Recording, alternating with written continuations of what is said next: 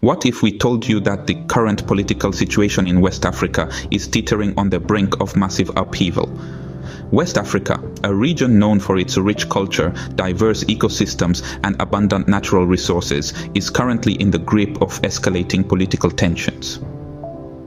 The landscape is a complex mosaic of nations, each with its unique challenges and dynamics. The region's political climate is a boiling pot of issues ranging from economic inequality to security threats, and now the pot is threatening to spill over. Let's take a moment to identify the key players in this unfolding saga. At the heart of the drama, we find Nigeria, the most populous country in Africa, and a driving force in the regional politics of West Africa.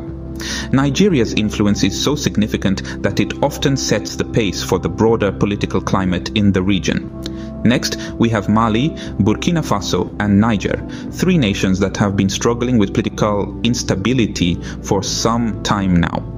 These countries have been grappling with a volatile mix of military coups, insurgent activities, and civil unrest.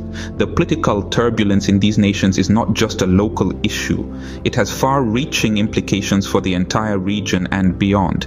And then we have Ecowas, the Economic Community of West African States. Ecowas, a regional political and economic union of 15 countries, plays a critical role in maintaining regional stability and promoting economic integration. Recently, however, Ecowas has been at the center of controversy, with its leadership and policy decisions coming under intense scrutiny. This is the backdrop against which our story unfolds. It's a narrative of power struggles, political alliances, and the quest for stability in a region that has had more than its fair share of turmoil.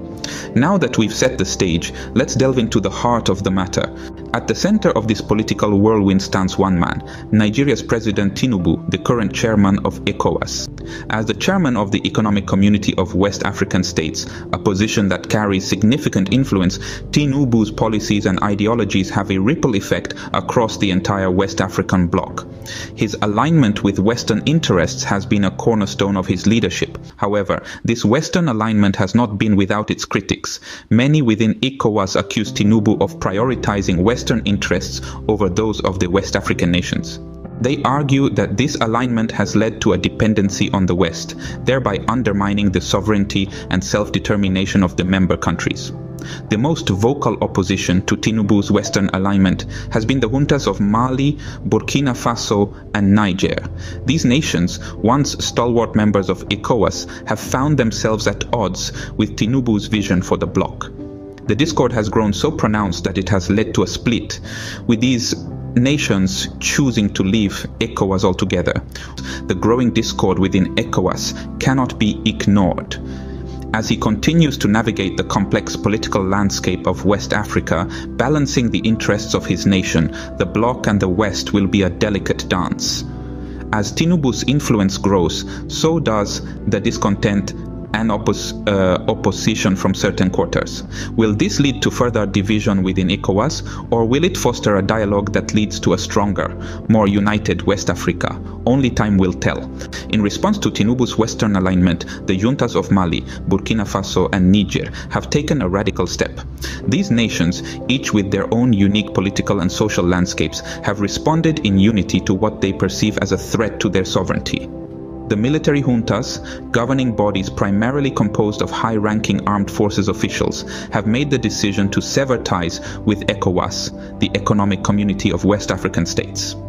This decision was not made lightly. It's a bold statement, a clear signal of disapproval sent directly to Tinubu and his Western allies. The junta's move away from ECOWAS signifies a rejection of the organization's alignment with the West and its policies. They perceive this alignment as a potential erosion of their national autonomy, a price too steep to pay for economic cooperation. But what does this mean for the region? The potential implications are far-reaching. On one hand, this could lead to increased internal control and autonomy for these nations, allowing them to develop policies and strategies more in line with their national interests.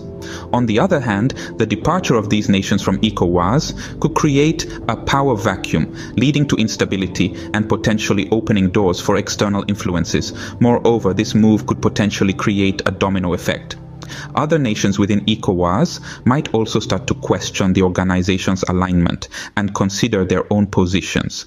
This could lead to further divisions within Ecowas and potentially even its dissolution. The junta's decision also raises questions about the future of economic cooperation in West Africa. Ecowas has played a crucial role in facilitating trade and economic integration in the region.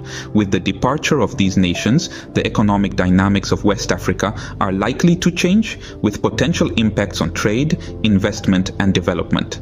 With the junta's departure from Ecowas, the political landscape of West Africa is set for a seismic shift.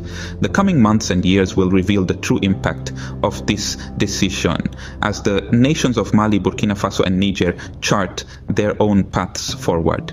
In the midst of this escalating tension, a warning voice emerges. Ibrahim Traoré, an influential figure in West Africa, Traoré is no stranger to the political climate of the region. A seasoned diplomat and a fervent advocate for regional cooperation, Traoré has been instrumental in shaping the political narrative of West Africa. As the situation continues to unfold, Traoré has been vocal about his concerns. He warns President Tinubu of the potential ramifications of his alignment with the West. His concerns are not unfounded. The departure of the juntas of Mali, Burkina Faso, and Niger from the Economic Community of West African States, or Ecowas, is a testament to the growing discontent with Tinubu's Western-leaning policies. Traoré cautions that such alliances could further destabilize the region, leading to increased tension and potential conflicts. He fears that the political landscape of West Africa is at a tipping point, and Tinubu's actions could push it over the edge. He urges Tinubu to reassess his stance and consider the broader implications of his actions on the region. The consequences of not heeding Traoré's warning could be severe. If Tinubu continues on his current path, the unity and stability of Ecowas could be at risk. It could lead to a further fracturing of the region, potentially sparking conflicts and exacerbating existing issues. The balance of power in West Africa is delicate, and any missteps could have far-reaching effects. Traoré's message to Tinubu is a plea for foresight and prudence. He emphasizes the need for a balanced approach that takes into consideration the unique challenges and aspirations of the countries within Ecowas.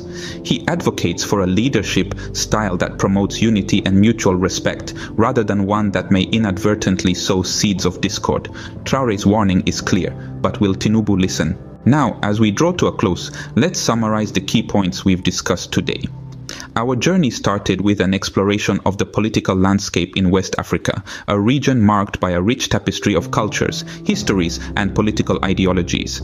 Has been greatly impacted by the rise of one man, Tinubu. His ascent to power and subsequent role as the chairman of ECOWAS has significantly shaped the region's political dynamics. Tinubu's rise hasn't been without controversy. His alignment with the Western world has been a point of contention, leading to a shift in the political equilibrium of West Africa. This alignment has not only impacted domestic politics, but has also reverberated throughout the international community. It has been a catalyst for change, sparking a domino effect that has led to significant repercussions. Among these repercussions is the departure of the juntas from Mali, Burkina Faso, and Niger from Ecowas. These nations, dissatisfied with Tinubu's Western alignment, have chosen to distance themselves, creating a rift within the collective body. This decision underscores the tension between the push for global partnerships and the preservation of national interests. Our discussion today would not be complete without mentioning Ibrahim Traoré's warning. Traoré, with his finger on the pulse of West African politics, has sounded an alarm regarding Tinubu's leadership and its implications. His words serve as a stark reminder of the potential consequences of political decisions and their far-reaching effects. In essence, the unfolding events in West Africa are a testament to the region's dynamic political landscape. They underscore the power of leadership, the importance of international alliances, and the delicate balance between global interests and national sovereignty. As we watch this situation unfold, one thing is clear: the future of West Africa hangs in the balance.